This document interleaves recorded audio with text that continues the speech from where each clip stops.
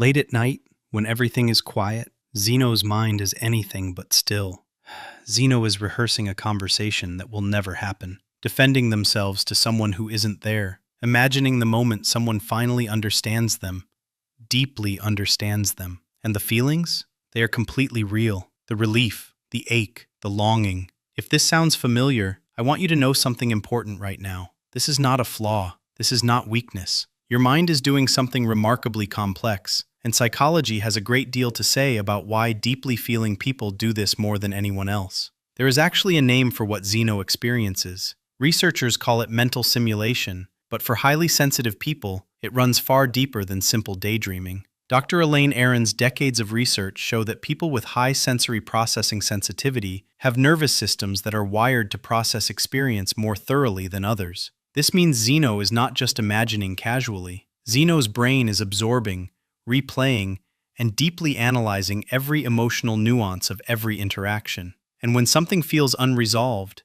an awkward moment, an uncomfortable silence, a conversation that ended too soon, the sensitive mind does not simply let it go. It opens an internal file and begins working. What makes this particularly fascinating is that the brain cannot fully distinguish between a vividly imagined experience and a real one. Neuroscientists have confirmed that the same neural pathways activated during a real conversation are also activated during an imagined one. So when Zeno replays that difficult moment at 2 in the morning, their nervous system is genuinely responding. The heart quickens, the chest tightens, the emotions surface as though it is all happening right now. This is not overthinking. This is a deeply sensitive nervous system doing exactly what it was designed to do: process, protect, and prepare. And here is what most people never realize. This behavior is not random, it is purposeful. The mind is reaching toward something: resolution, understanding, or simply the feeling of being truly heard. That longing is not weakness.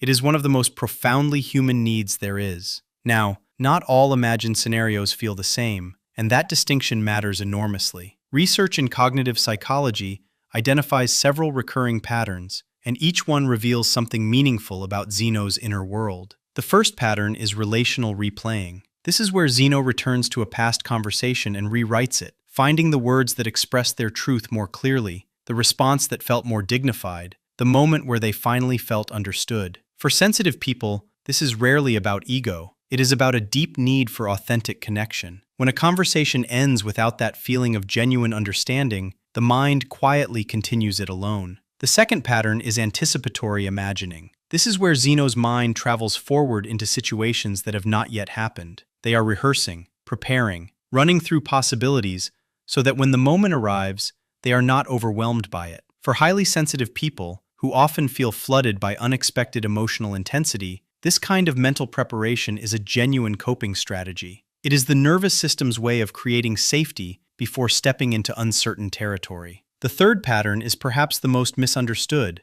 recognition scenarios. Zeno imagines a moment where someone finally sees them fully, appreciates their depth, acknowledges their effort. These are not fantasies of vanity. They are quiet expressions of a need that often goes unmet for sensitive people. The need to be genuinely valued for who they truly are, not just what they produce or perform. But here is where the psychology becomes both beautiful and deeply important to understand. There is a point where mental simulation shifts from being a gift to becoming a gentle trap. And for sensitive people especially, that line can blur without any warning. When Zeno's imagined world begins to feel more emotionally satisfying than the real one, something significant is happening beneath the surface. In imagination, there is no risk of misattunement. No one responds with indifference. No one misunderstands. Zeno says exactly the right thing, and the other person finally, truly listens. That feeling of control, of emotional safety, becomes something the nervous system begins to seek out, not out of avoidance,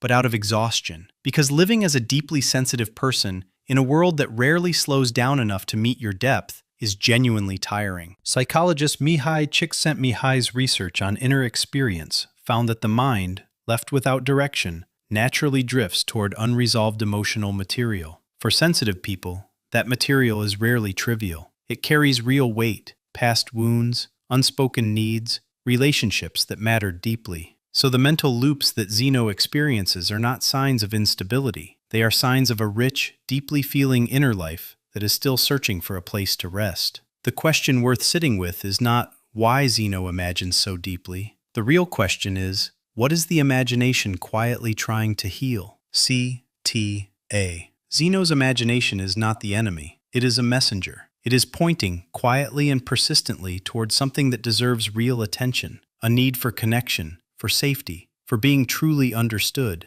The invitation now is not to silence that inner world, but to gently bring its wisdom into real life. One honest conversation, one small, courageous step toward the moment your imagination has been rehearsing. Because you, deeply feeling and beautifully complex as you are, deserve experiences that are real, not just imagined. If this resonated with you, please like and subscribe. There is so much more ahead for you.